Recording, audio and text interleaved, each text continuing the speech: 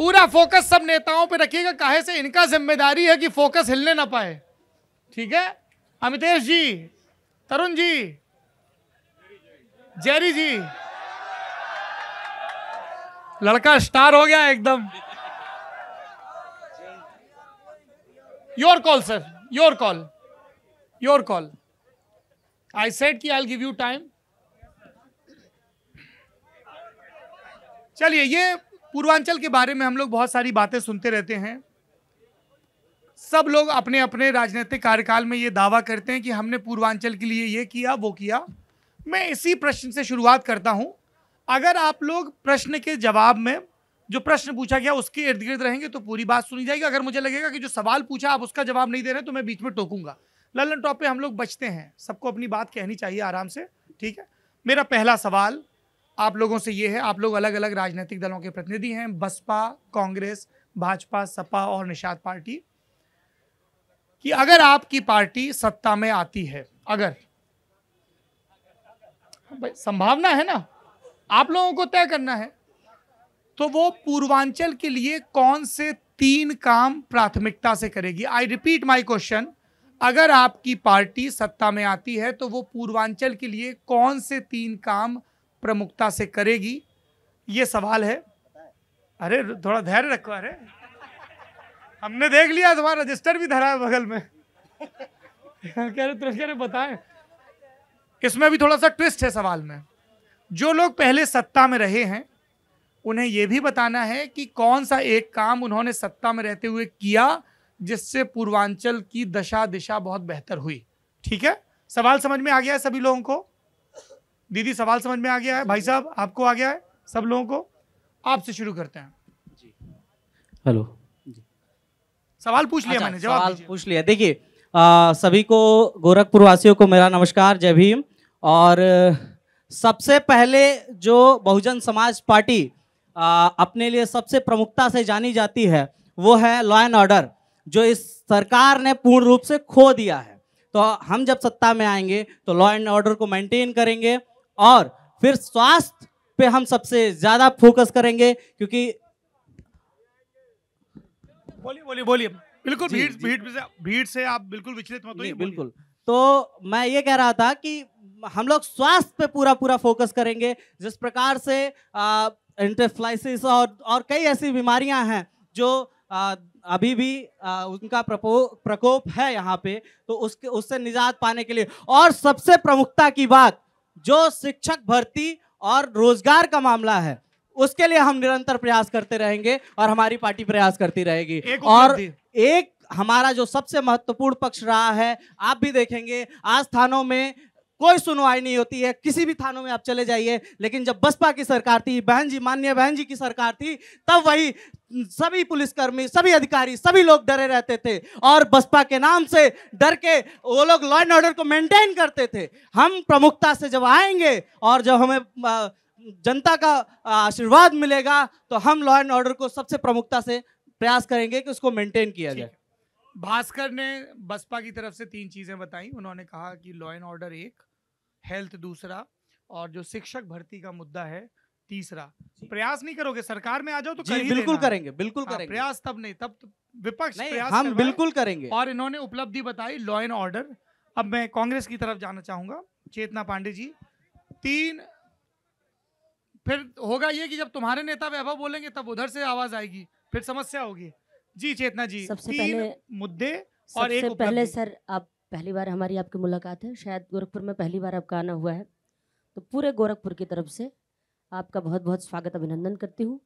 और जितने भी साथी हैं लल्लन टॉप से जुड़े हुए, उन सभी साथियों के प्रति अपना स्वागत प्रस्तुत करती हूँ, स्वागत की भावना प्रस्तुत करती हूँ। और ये अच्छा लगा, कई चीज़ें मैंने देखी यहाँ पे, मीडिया पे बायस्ड होने का आरोप लगता है, लेकिन जैसे संवेदनशील मुद्दों पर आपने ठहर करके सुना है और जिस तरीके से भावुक होकर के सुना है, तो बड़ी उम्मीद जगती है। ये देख के, लल्लन टॉप को देख के उम्मीद जगती है कि मीडिया का चौथा स्तंभ जो है लोकतंत्र का, वो अपना काम कर रहा है। ये संतुष्टि मिली देख के।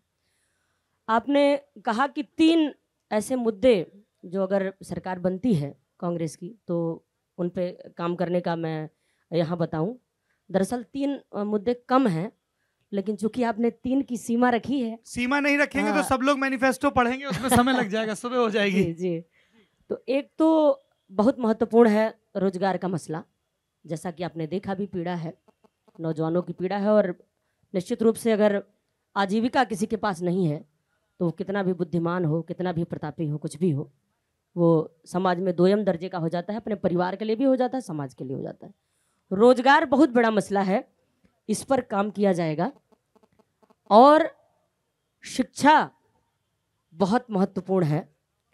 शिक्षा के नाम पर हालांकि पूरे प्रदेश में मंडी खुली है, बाजार लगा हुआ है, शिक्षा के नाम पर बहुत कुछ बेचा जा रहा है, अभिभावकों को परेशान किया जा रहा है, और उन कर्मचारियों को भी, उन शिक्षकों को भी, उन कर्मचारियों को भी परेशान किया जा रहा है जो तमाम प्राइवेट संस्थानों में शिक्षा के लिए कार्यरत हैं।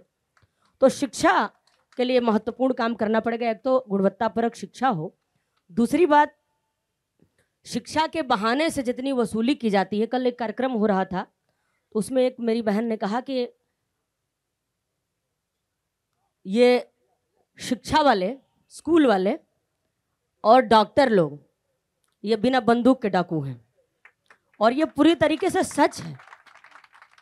तो तीसरा जो बिंदु है, मैं बहुत महत्वपूर्ण बात आपको संज्ञान में होगा भी और बताना भी चाहती हूँ कि कोरोना के बहाने से निश्चित रूप से आपदा थी, पूरी दुनिया प्रभावित थी, लेकिन कोरोना के बहाने से शिक्षा व्यवस्था ने, विशेष रूप से निजी विद्यालय, चाहे वो माध्यमिक स्तर के हों, चाहे प्राथमिक स्तर के हों, चाहे उच्च शिक्षण संस्थान हो, निजी स्तर पे प्राइवेट संस्थान जितने भी हैं, सबने फीस पूरी वसूली है, प्रवेश पर्याप्त मात्रा में हुआ है, और अपने एम्प्लॉयज़ का खूब दोहन किया है। तमाम लोगों ने सैलरी नहीं दी, तमाम लोगों ने आधी सैलरी दी, तमाम लोगों ने निकाल दिया। और मुझे ये कहने में कतई गुरेज नहीं है, आप इस तथ्य को पता भी कर लीजिएगा, हमारे माननीय मुख्यमंत्री जी भी कई महत्वपूर्ण संस्थानों के प्रबंधक हैं, शिक्षण संस्थानों के, और ज़रा पता करके देख लीजिएगा कि उनके शिक्षण संस्थानों में क्या स्थिति है, और उनके अलावा और उनके शिक्षण संस्थानों से कितने शिक्षक कोरोना के दौरान निकाल दिए गए। तो ये इस दुर्दशा को दूर करने के लिए प्रयास सभी जानते हैं, क्योंकि जितने भी नेतागण हैं विभिन्न दलों में, बहुत से लोग ऐसे हैं जो तमाम शिक्षण संस्थानों के प्रबंधक हैं, स्वयं वो जानते हैं कि क्या होना चाहिए और क्या नहीं हो रहा है, लेकिन फिर भी अपनी जिम्मेदारी से जी। और तीसरा पक्ष जो है चिकित्सा, हालांकि आपने 3 पे रोक दिया, कहने के लिए बहुत कुछ है जी। चिकित्सा बहुत महत्वपूर्ण है, बाकियों की भी बारी आएगी जी। बिल्कुल, चिकित्सा बहुत महत्वपूर्ण है, इसलिए कि बीमार हर व्यक्ति पड़ता है। वो जेब देख करके बीमारी नहीं आती कि वो रिक्शा चलाने वाला व्यक्ति है या कलेक्टर है या कोई मंत्री है, रोग तो ये देख के आता नहीं, लेकिन रोग से लड़ने की व्यवस्थाएं हमारे यहाँ अलग अलग हैं। एक कमजोर व्यक्ति के लिए अलग व्यवस्था है, एक मजबूत व्यक्ति के लिए क्या अलग। करेंगे चिकित्सा में, आप अपने प्रॉमिस बताइए। उसमें करेंगे ये, एक तो जो शिक्षण जो सरकारी संस्थान है उनको और मजबूत करेंगे। और अभी हमारे मेडिकल कॉलेज से आए हुए तमाम लोग बहुत अच्छी अच्छी बातें कह रहे थे, नैतिकता की बातें कह रहे थे। सच्चाई क्या है? सच्चाई है कि सीनियर डॉक्टर जितने हैं उसमें से मैक्सिमम के, मैं 100% तो नहीं कहती, लेकिन मैक्सिमम के अपने अस्पताल हैं, उनकी व्यस्तता उसमें ज़्यादा रहती है, मेडिकल कॉलेज में कम रहती है। बेचारे जूनियर डॉक्टर के भरोसे ये मेडिकल कॉलेज चल रहा है। अच्छा, और एक उपलब्धि बता दीजिए कांग्रेस की। मेडिकल कॉलेज उन्होंने ही खोला था। अच्छा, ये उपलब्धि बताना चाहते हैं आप? ये उपलब्धि, मैं गोरखपुर की अगर बात करूं, ये गोरखपुर की बात अगर मैं करूं तो मेडिकल कॉलेज उनके कार्यकाल का था, अन्य जो भी उन्हीं का किया ही हुआ है। कांग्रेस का, चूंकि 32 साल से कांग्रेस सत्ता में नहीं, प्रदेश में नहीं है, कम से कम मेडिकल कॉलेज तो कंसेंट का 32 साल से सत्ता में नहीं है। सत्ता में ना होने की, सत्ता में ना होने की वजह मेरे ख्याल से ये है, नहीं, परिवारवाद तो कह नहीं सकते। आप उस परिवारवाद तो सब में है बाबू जी, आप उस पर रिस्पॉन्ड करेंगी तो फिर समय, जी आप बताइए। मुझे जो समझ में आता है, उत्तर प्रदेश की जनता को जाति के नाम पर, धर्म के नाम पर बांटने की कोशिश की गई और जनता से कहीं भूल चूक हो गई, समझने में फर्क पड़ गया। कांग्रेस में कोई कमी नहीं, 32 साल से ये जनता में कमी है। कुछ कमी रही होगी निश्चित, अगर कोई सत्ता में नहीं मुझे है, ऐसा लगा आप ना बहुत ही तार्किक ढंग से बात कर रही थी, तो मुझे लगा कि आप लोगों ने ये भी तो किया होगा थोड़ा। जातीय समीकरण साधने में कांग्रेस फेल जाति से वो एक वजह है, एक महत्वपूर्ण वजह है। अच्छा चलिए ठीक है। समाजवादी छात्र सभा के नेता हैं शिवशंकर जी, 3 उपलब्धियां, 3 जो चीजें आप करेंगे अगर सत्ता में आते हैं, और 1 उपलब्धि। सर्वप्रथम तो आपका बाबा मच्छिंद्रनाथ की धरती पर और चौरी चौरा के वीर क्रांतिकारी और तमाम गोरखपुर के आम जनमानस और समाजवादी पार्टी के कार्यकर्ताओं की ओर से आपका सौरभ भैया और पूरे टीम का हार्दिक हम स्वागत अभिनंदन वंदन करते हैं। आपने 3 कहा, हमने बहुत सारे काम किए, हमारे नेता आदरणीय अखिलेश यादव जी ने और हमारी पार्टी ने बहुत काम किया। 3 बता रहा हूं मैं आपको। सर्वप्रथम काम हमने जो किया, 108 नंबर एम्बुलेंस, समाजवादी एम्बुलेंस के माध्यम से गांव गरीब किसान मजदूर मेड़ों पे रहने वाला चाहे सड़कों पे रहने वाला, उसको बहुत आसानी के साथ एम्बुलेंस के माध्यम से हॉस्पिटल पहुंचाने का काम पहला ये हो गया। दूसरा, शिक्षा के क्षेत्र में जो समाजवादी पार्टी और अखिलेश यादव जी ने काम किया, आज तक कोई पार्टी ये काम नहीं कर पाई। गोरखपुर विश्वविद्यालय में 2-2 छात्रावास देने का काम किया, 2-2 हॉस्टल देने का काम किया। सर बता रहा हूँ, एक सेकंड जी, नहीं आप बताइए, माइक आपके पास जी, आराम से बोलिए ना जी, आराम से बोलते हैं, आराम से बोलिए। गोरखपुर विश्वविद्यालय में सारे विद्यार्थियों के लिए छात्रावास बनाने का काम किया, मूल्यांकन भवन बनवाने का काम किया। पहले हमारे वहाँ कॉपियां कैसे चेक होती थी, कहीं खुले में फेंक दिया जाता था, वो काम हुआ। सारे बच्चे जो इंटर पास विद्यार्थी थे, जिनको माननीय अखिलेश यादव जी की दूरदर्शिता देखिए, उनकी दूरगामी सोच देखिए कि सबको लैपटॉप के माध्यम से ऑनलाइन जोड़ने का काम किया उन्होंने, ये सबसे बड़ी उपलब्धि हमारा। और तीसरा मैं आपको बताऊं, सबसे जो बेटी पढ़ाओ और बेटी बचाओ वाले लोग कुछ बैठे हैं, जो गुंडे प्रवृत्ति के लोग हैं, वो नहीं समझते हैं। सर्वोत्तम सबसे उत्तम काम इस प्रदेश में बेटियों के लिए जो एसिड अटैक बेटियां होती थी सर, लखनऊ में उनके लिए एक अलग भवन बनवाने का काम किया आदरणीय अखिलेश यादव जी ने। और उसमें प्लस कर लीजिए, कन्या विद्या धन देने के माध्यम से जो इंटर में जैसे होता था, अब तो पूर्वांचल में है, गांव के बच्चे कहते थे या गांव के लोग कहते थे अब बेटी ना पढ़ी, बेटी की शादी हो जाए, अब ज्यादा ना पढ़ा के इंटर तक पढ़ा ले, लेकिन उनको क्या दिया जाता था, 20,000 रुपया कन्या विद्या धन के माध्यम से देखिए उसका प्रोत्साहन बढ़ाया जाता था कि बेटी बीए करेगी फिर आगे बेटी जाएगी ये। और मैं जो काम करूंगा, सबसे महत्वपूर्ण काम मेरा शहर है सर, सबसे महत्वपूर्ण काम मैं जो करूंगा मेरी सरकार में, गोरखपुर के लोग जो दीपावली तक जो थेवना भर पानी और कमर भर पानी में डूबे रहे, माननीय सांसद श्री रवि किशन जी अपना आवास बेच के होटल में आने को मजबूर, नगर विधायक का घर डूबा रहा। मैं समाजवादी पार्टी की सरकार आते ही गोरखपुर के जनमानस और जनता के सामने मैं कहता हूं कि जल मुक्त कर दिया जाएगा, गोरखपुर को कहीं पानी नहीं लगेगा। ये हमारा। एक सेकंड, अरे नेताजी बैठ जाइए। ये शायद मैं अपना सवाल ठीक से समझा नहीं पाया था। शिवशंकर जी, सवाल ये था, 3 चीजें जो सत्ता में आने पर करेंगे, जो करी हैं वो नहीं, और 1 जो करी है, तो आपने उलट दिया सवाल। चलिए कोई बात नहीं, अरे नहीं महाराज, फिर बाकी लोगों के साथ अन्याय हो जाएगा। ई सरवन जी, कौन सी वो जो 3 चीजें हैं, कौन सी वो 3 चीजें हैं? देखो सबके माइक वाइक निकल आए हैं। कौन सी जो 3 चीजें हैं जो आप सत्ता में आने पे करेंगे? वो माइक इसलिए निकल आए हैं कि अभी तक तीन पार्टियां बोली हैं, और मैं कुछ बोलने से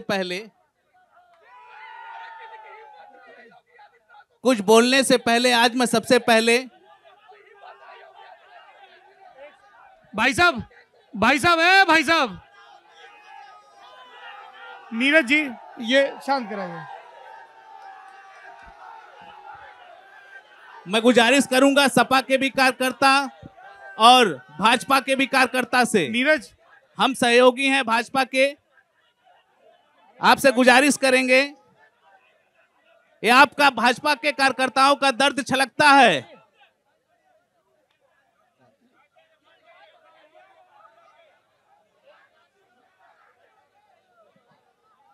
सभी साथियों से अनुरोध है, आज बात देश की है, आज सौरभ भैया आप हमारे धरती पे आए हैं, आपका स्वागत है, मगर कुछ बोलने से पहले आज बात देश की है। आज अगर उठा के देख लीजिए टीवी चैनलों पे देख लीजिए, आज पूरा देश रो रहा है। अरे सरवन जी, आज देश रो रहा है। मैं कुछ बोलने से पहले ये बताना चाहता हूं कि तमिलनाडु की धरती पर यहाँ पे एक एंकर इसलिए बैठा होता है सो दैट ही कैन, ताकि वो मॉडरेट कर सके बातचीत को, संचालन। मैं आपसे कह रहा हूँ 1 मिनट रुकिए, वो रुक ही नहीं रहे, बोले रुको तुम रुको। अच्छा, मैं ये कह रहा था कि ये बातचीत से पहले बात तय हुई थी और आप लोग तो एक सेकंड रुक जाइए।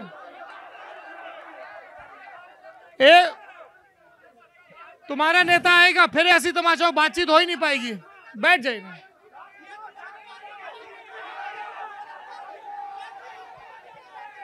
भैया ये जांच का विषय है। सर निवेदन है।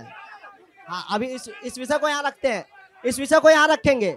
आपने जो विषय उठाया, माननीय पार्षद विश्वजीत त्रिपाठी ने जो विषय कहा, मैं ये कह रहा हूँ कि अगर आप लोग ऐसे करेंगे, सर मेरी कोई मजबूरी नहीं है, मुझे कोई वो आधे घंटे का शो नहीं चलाना है टीवी पे। मैं बहुत गंभीरता से कह रहा हूँ, अगर आप लोग एक बेसिक डेकोरम फॉलो नहीं करेंगे, मैं बंद कर दूंगा कार्यक्रम। आप लोगों को जो इल्जाम लगाना हो ललन टॉप पे लगाते रहिएगा। अगर आप लोग इस तरह से करेंगे, मैं बंद कर दूंगा कार्यक्रम। आपके नेताओं की हानि है, आपके विचार की हानि है, बिल्कुल मत करिए। हर 5 मिनट में एक आदमी खड़ा हो जाता है, नारा फिर इधर से शुरू हो जाते हैं, कमाल है। और ये भी भरोसा नहीं है, ये भी बता दूं, सुन लीजिए जनता, ये भी भरोसा नहीं है कि अगले चुनाव में आऊं तो टोपियों के रंग बदले हों। ये कोई किसी पार्टी में चला जाता है, कोई किसी पार्टी में, कोई किसी पार्टी में।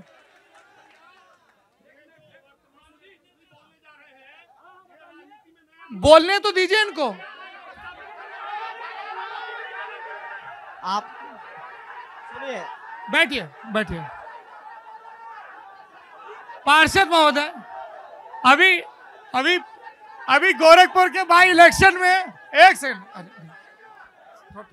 इतने आप सुन लीजिए। आपके नेता के पास माइक है ना, रुक जाइए।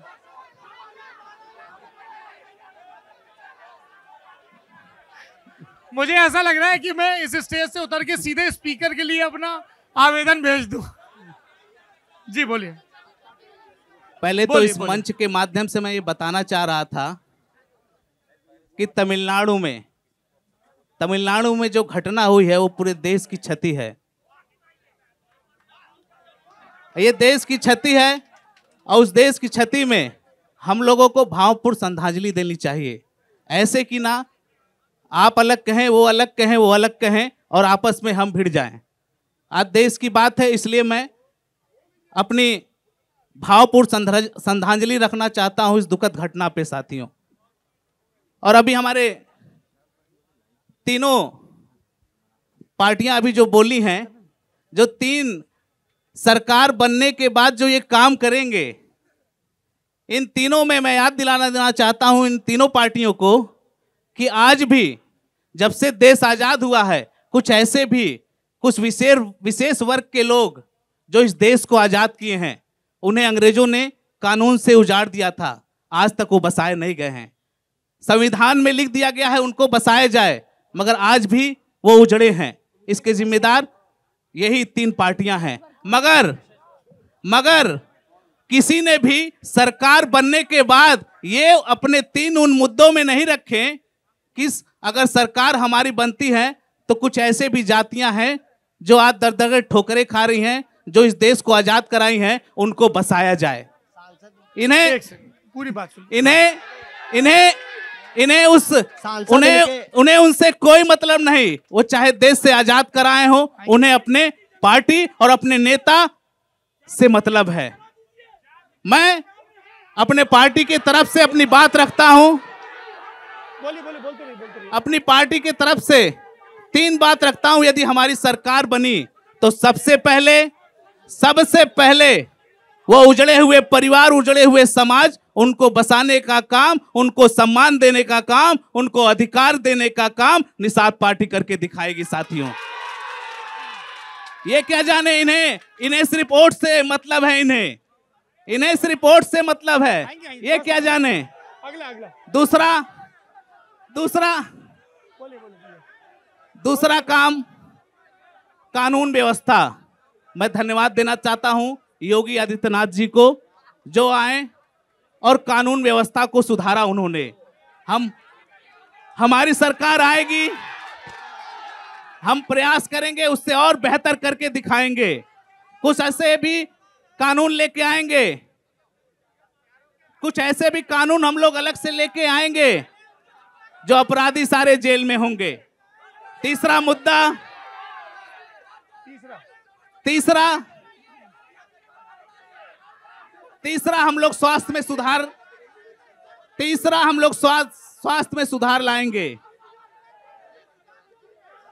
और उनके लिए जो योजनाएं हैं वो निषाद पार्टी अलग से योजनाएं, जो भारतीय जनता पार्टी ने अलग से योजनाएं दी हैं, उसका बेहतर रिजल्ट भी आया है। गोरखपुर बीमारियों से त्राही था। भारतीय जनता पार्टी जब से आई है तब से उसमें सुधार हुआ है। इसके लिए भी एक काम भी हो रहा है, ठीक है। उसके लिए अस्पताल भी बन रहे हैं, ठीक है। बड़े बड़े अस्पताल लागू हो रहे हैं, सर। चालू हो रहे हैं। हाँ। अब उसमें बेहतर सुधार हुआ है। सर छोटा सा, जी बहुत छोटा सा। नहीं, अभी नहीं, मैं बता दे रहा हूँ आपकी सबकी संतुष्टि के लिए। अब आखिरी में भारतीय जनता पार्टी के नेता बोलेंगे, युवा मोर्चा के। असली सरप्राइज उसके बाद है। सरप्राइज ये है कि उसके बाद मंच पर बैठे सभी राजनीतिक दलों के प्रतिनिधि एक दूसरे से एक एक सवाल पूछ सकते हैं। ठीक है, तो सही है ना? तो सुन लीजिए, अरे ये बीच में नहीं बोली तो आप अपनी बात कहेंगे, इसलिए मैंने कहा कि अरे यार सब लोग ऐसे बोलते रहो फिर बंद कर दें, शांत करवाइए भाई। तो आप अपनी बात कह लें, उसके बाद हम एक एक करके नेता का नाम बोलेंगे और बाकी चारों पार्टियों के नेता उनसे एक ही सवाल और सवाल की शक्ल में पूछ सकते हैं और उसका वो आप जवाब देंगे और वो जनता सुनेगी। ठीक है, एक एक करके। ये बिल्कुल प्रेसिडेंशियल डिबेट वाला फॉर्मेट होता है जिसमें आप अपनी अपनी बात कह लें और फिर आपके अपोनेंट आपसे एक एक सवाल पूछ लें। सहमत हैं आप लोग इससे? भास्कर जी, चेतना जी, सब लोग सहमत हैं? ठीक है, आप बताइए, आपकी 5 साल से सरकार है, 3 चीजें जो आप सत्ता में लौटने पर करेंगे और एक जो आपको लगता हो पूर्वांचल के लिहाज से सबसे बड़ी उपलब्धि। आप सभी, सबसे पहले मैं आप सभी गोरखपुर के युवा भाइयों को प्रणाम करता हूं। माइक पास में रखिए। हाँ, माइक पास में रखिए। और जो 3 काम भारतीय जनता पार्टी पुनः सरकार में आने पे करने वाली है प्रदेश में, उसमें यह है गोरखपुर में मेट्रो की स्थापना। गोरखपुर में एम्स हो रहा, फर्टिलाइजर हो रहा है, तब यहाँ भीड़ बढ़ेगी। यहाँ पे रिंग रोड की स्थापना, ये हमारा वो है। और तीसरा जो अहम है, गोरखपुर ही नहीं पूरे पूर्वांचल के लिए, कि यहाँ के युवाओं के लिए अंतर्राष्ट्रीय स्टेडियम का निर्माण, ये हमारा संकल्प पत्र है और हम इस पे काम करने वाले हैं। और जो हमने 5 साल में कार्य किया है कि गोरखपुर में एम्स दिया, फर्टिलाइजर को चालू कराया। अभी चेतना जी कह रही थी का समाजवादी पार्टी के लोग, बहुजन समाजवादी पार्टी के लोगों के पास कोई जवाब नहीं था। उन्होंने 1 मेडिकल कॉलेज गोरखपुर में दिया, पूर्वांचल में 9 मेडिकल कॉलेज का शिलान्यास नरेंद्र मोदी जी ने किया। सब फर्जी बोलना है, एम्स फर्जी बोलना है इनको, फर्जी। सवाल पूछ लीजिएगा। दूसरी बात, माननीय सौरभ भैया, महाराज आप सवाल पूछ लीजिएगा जब बारी आए, रुक जाइए। हाँ, 9 मेडिकल कॉलेज, शिक्षा के क्षेत्र में सुधार, तमाम टेक्निकल कॉलेज, ये सारी चीजें युवाओं के लिए जो है सरकार ने किया हुआ है। ठीक है, अब आप लोग शांत हो जाएं तो फिर हम उस अगले चरण की तरफ जाएं जिसमें हम एक राजनीतिक दल के प्रतिनिधि को स्पॉटलाइट में लाएंगे और बाकी राजनीतिक दलों के प्रतिनिधि उनसे एक सवाल पूछ सकते हैं। सबसे पहले आप में से सवालों के जवाब कौन देना चाहेगा?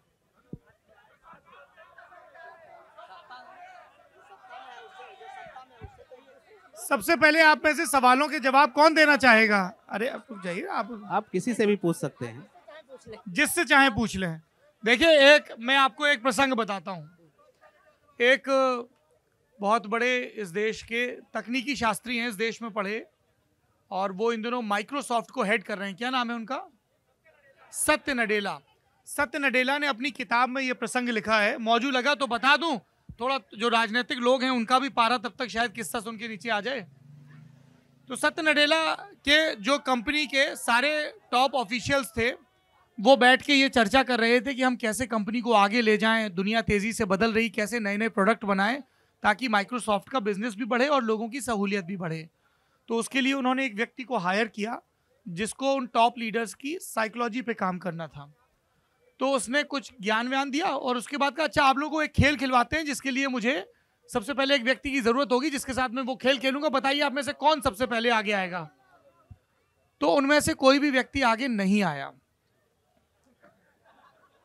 तो उस साइकोलॉजिस्ट ने कहा, ये आपका सबक नंबर 1 है, आपको इनोवेट करना है। इनोवेशन में रिस्क होती है, जोखिम होता है, पर हासिल भी होता है। आप लोगों के अंदर इस कंपनी को चलाते चलाते साहस की कमी हो गई है, इसलिए मैंने कहा खेल खेलना, कोई आगे आइए। कोई आगे नहीं आया। नेतृत्व, नेता शब्द नेतृत्व से बना है, आगे आके जो नेतृत्व करे। मैंने सवाल पूछा तो बड़े अलग अलग वो आए। तो बताइए किससे शुरू करूं मैं? सत्ता में है, आपसे शुरू किया जाए? सहमति है? ठीक है। तो सबसे पहले भारतीय जनता युवा मोर्चा के नेता जवाब देंगे और उनसे सबसे पहले बसपा के नेता सवाल पूछेंगे। पूछिए। सबसे पहले जो एक सवाल पूछना है, पूछिए। आपने कहा कि स्पोर्ट्स स्टेडियम बनवाएंगे, इसके लिए इसके पूर्व में आपने क्या प्रयास किया है जिससे हम मान लें कि आप स्टेडियम बनवाएंगे? स्पोर्ट्स के लिए पूर्वांचल में क्या किया है बताइए। हमने प्रयास किया है और आपके सपने को भी, जो बहुजन समाज पार्टी की सपना था कि गोरखपुर में चिड़ियाघर हो और बढ़लगंज में जो है होम्योपैथिक मेडिकल कॉलेज हो, वो अखिलेश यादव जी भी नहीं करा पाए 5 साल मुख्यमंत्री रहते हुए। स्पोर्ट्स हमने मैं जवाब दे रहा हूँ आपकी बात का। चिड़ियाघर आपको दिखा दिया, होम्योपैथिक कॉलेज चला करके दिखा दिया, अखिलेश यादव जी नहीं चला पाए। और अगली बार स्पोर्ट कॉलेज भी आपको अंतर्राष्ट्रीय, उसमें आपको एक से सवाल, उनका सवाल देखिए, ये बड़ा गड़बड़ है। ये जो सवाल है उसका जवाब दीजिए ना आप लोग, सबकी बात। उन्होंने ये कहा कि आपने कहा कि उन्होंने कहा कि आप यूनिवर्सिटी बनाओगे, स्टेडियम बनाओगे। उन्होंने पूछा आपकी 5 साल से, लगभग 5 साल से सरकार है, इस कार्यकाल में आपने खेलों के प्रोत्साहन के लिए क्षेत्र में क्या किया? क्यों नहीं किया? लखनऊ का अंतर्राष्ट्रीय स्टेडियम जिसको अखिलेश यादव शिलान्यास अखिलेश जी ने बनवाया। अखिलेश यादव जी 100 नंबर 11 जिलों में 100 नंबर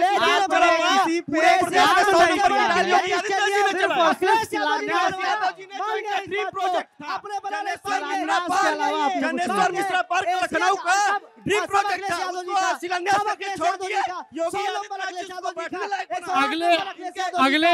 अगले सवाल की तरफ बढ़ते हैं। मत लड़िए, सदन में जाके लड़िएगा। यहाँ मत लड़िए, सदन में जाके लड़िएगा। अरे अपनी बारी पे यहाँ मत लड़िए, सदन में लड़िए। गोरखपुर में भी विश्वास दिलाता हूँ, जिस स्तर पे होम्योपैथिक कॉलेज, जिस तरह से साहब आपसे स्पोर्ट्स पे पूछा मैंने, आप बार बार मुद्दे को क्यों भटका देते हैं आप लोग? आप जिससे सवाल पूछा गया उस पर गोरखपुर में भी जो देखिए ऐसा है ना कि एक सेकंड सवाल और सवाल के जवाब जनता के सामने आ रहे हैं, रिकॉर्ड भी हो रहे हैं, पब्लिक तय करेगी कि कितना तसल्ली बख्श है। चेतना जी आपकी बारी है, सवाल पूछिए। भ्रष्टाचार, देखिए सवाल सुन लीजिए। भ्रष्टाचार और लॉ एंड ऑर्डर पे आपने क्या काम किया है? जबकि नजर कुछ नहीं आ रहा है, कहेंगे तो आप बहुत कुछ, नजर कुछ नहीं आ रहा है। जबकि मुख्यमंत्री होने से पहले लगभग 3 दशक से माननीय मुख्यमंत्री जी इस शहर का, गोरखपुर का, पूर्वांचल का कोना कोना जानते हैं, नब्ज जानते हैं, कौन सही है कौन गलत है। आपको पिकअप लेने में इतना टाइम क्यों लग गया और क्या गारंटी है, क्या कैसे दावे कर रहे हैं कि अगली बार आप आएंगे तो कुछ और बेहतर हो सकता है? देखिए, आपने कहा पिकअप लेने में इतना टाइम लग गया, हम तो 5 साल की सरकार दे रहे, आप लोगों ने 70 सालों तक राज किया और आप लोग पिकअप ही नहीं ले पाए। 70 साल में जो बनाया वही बेच रहे हैं। भ्रष्टाचार 70 साल में जो किया वही बेच रहे हैं। भ्रष्टाचार और कानून व्यवस्था 70 साल में जो बनाया वही बेच रहे हैं आप लोग। जो है उनसे पूछिए, जिन अपराधियों के घरों पे बुलडोजर चल रहे हैं, आपके लोग अपराधी के घर जा रहे हैं, ताले लग रहे हैं, लोग अपराधी के घर जा रहे हैं, आपके लोग अपराधी घर जा रहे हैं। ऐसा कभी ठोस निर्णय कभी किसी मुख्यमंत्री ने लिया था क्या? आपके गठबंधन का व्यक्ति अपराधी के घर जाता है। अच्छा ठीक है, ठीक है भाई साहब, गुरु अपराधी के घर जाते हैं। बैठ जाइए, बैठ जाइए। चलिए, अब आप समाजवादी पार्टी के नेता, आप समाजवादी पार्टी के नेता, एक सेकंड थोड़ा भाई साहब, आप अपने समर्थकों को कह दें, भाजपा के लोग चरम पे गुंडाई है भाई, जान ना हो बैठ जाइए। मुझे गुंडाई चरम पे, बार टोकना पड़ रहा है, भाजपा सरकार ये में ठीक नहीं है। चरम पे बैठ जाइए। ये मंच पे अब तय पूरी हुआ चरम है, पे रिश्वत सब कई लोगों गुना की बढ़ गया है, एक रिश्वत कई गुना बढ़ गया है, करप्शन गुंडाई कई चरम गुना पे। बढ़ गया है, अपराध जवाब कई देने गुना दीजिए बढ़ ना गया नेता को है। अपने। अपराधी लोग सरकार के साथ हैं, अपराधी भैया। लोग सरकार अपराधियों से मिलने जाते हैं। बोलिए। एक लड़के की भैया, हत्या होती है, मिलने सपा जाते के लोग हैं। सम्मान नहीं देते हैं।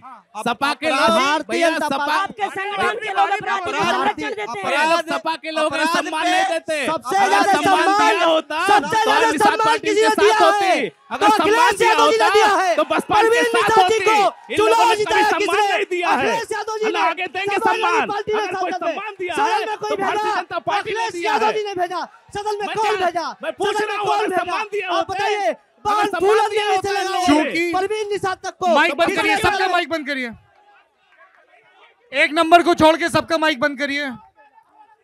एक सेकंड बंद है। चूंकि हमारी तमाम कोशिशों के, भाई साहब, ए भैया एक सेकंड, बहुत बड़ी जरूरी सूचना है, सुन लो, ऐसा ना हो मिस ना हो जाए।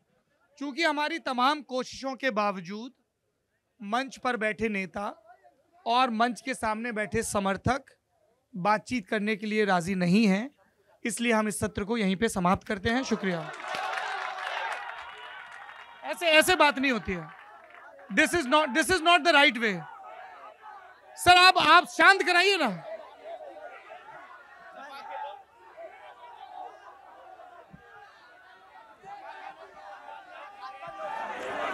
ऐसे नहीं, आप लोग शोर मचाएंगे, झगड़ा करेंगे तो हम नहीं करेंगे।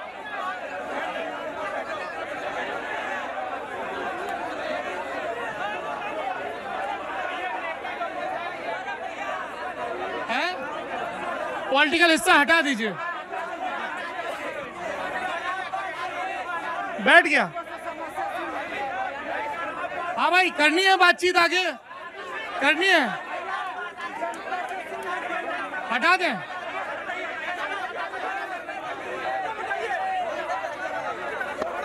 हाँ नहीं, माइक इसलिए बंद है क्योंकि आप लोग लड़ रहे हैं आपस में, आप लड़ रहे हैं। देखिए, जनता कह रही सबको हटा दीजिए, जनता राजी नहीं सुनने को।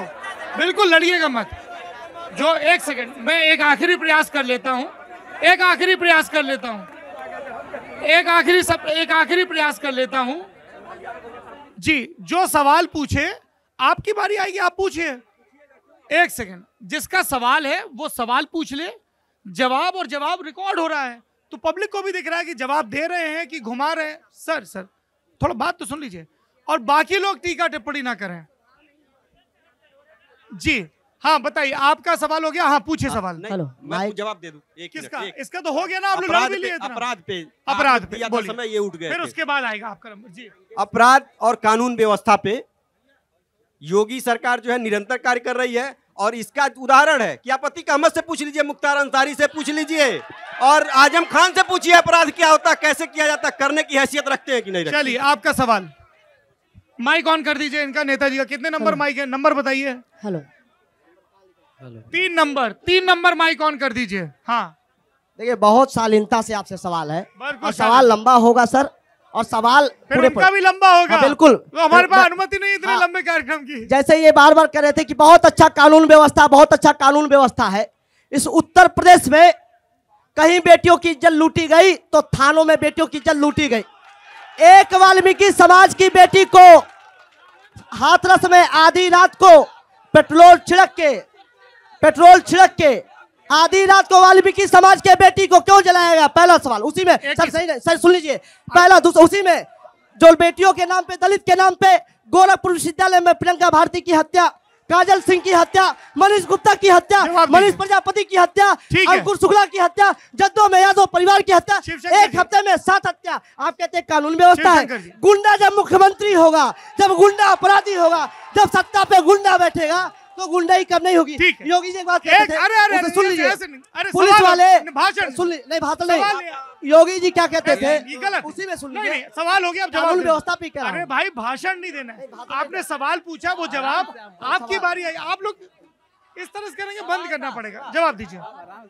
हाँ, चमक गई तुम्हारी नेतागिरी, अब उनको जवाब दे, उनको चमकाने दो अपनी। हाँ, मेरा ये था, इन्होंने कहा कि 6-6 हत्याएं, 6-6 सारी चीजें।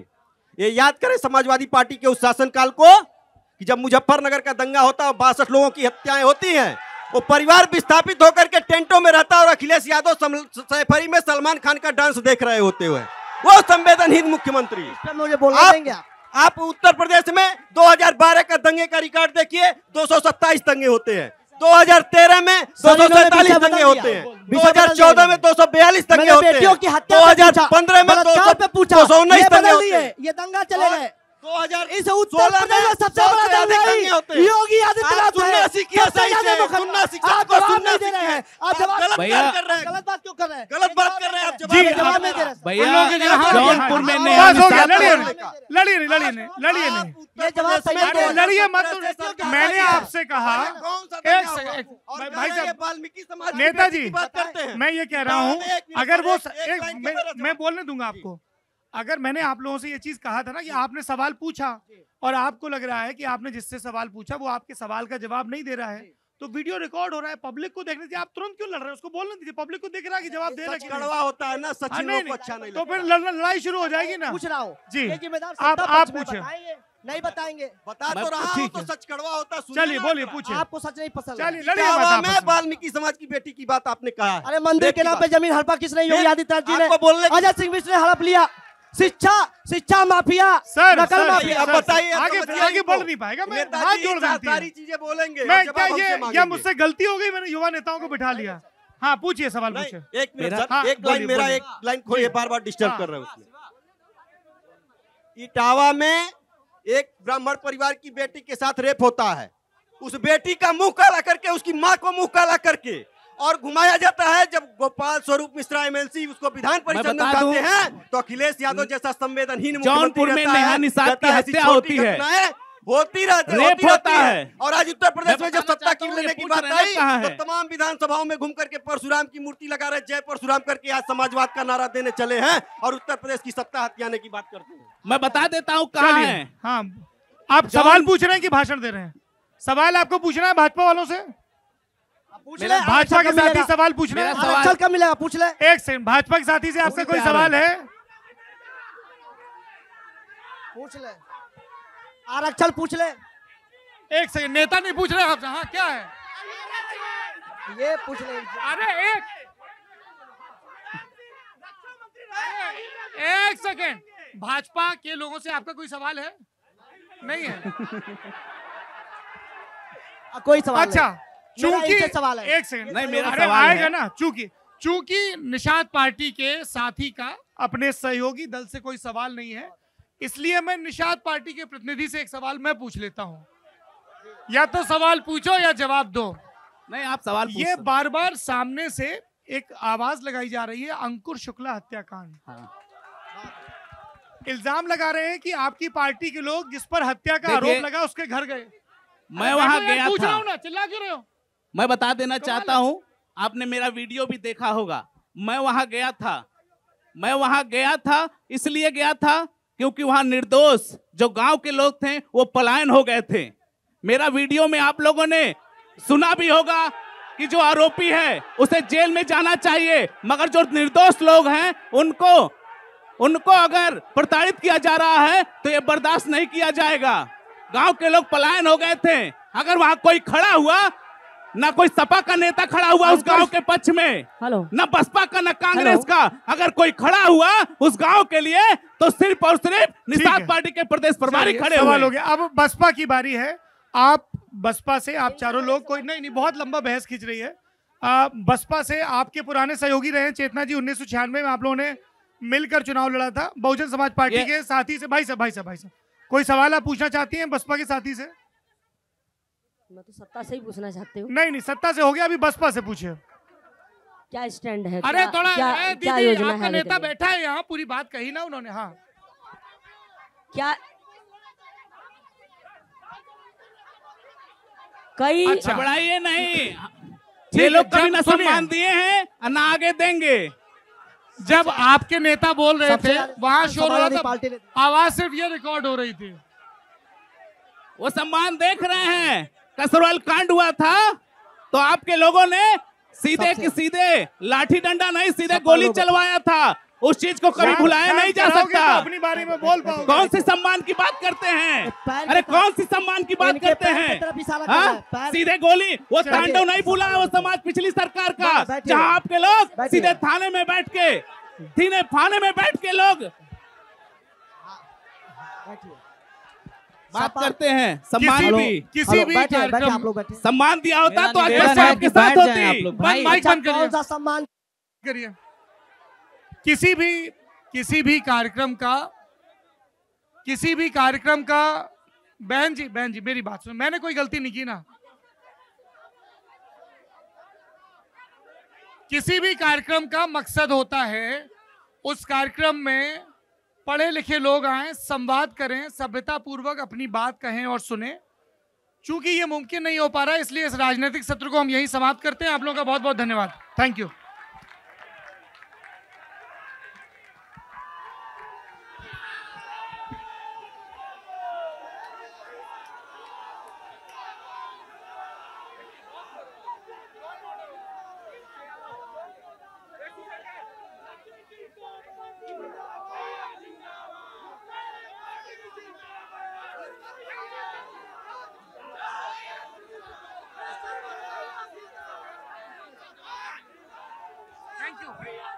थोड़ा देखिएगा कि कोई लल्लन टॉप अड्डा अभी चल रहा है, मैं यहीं पर हूं।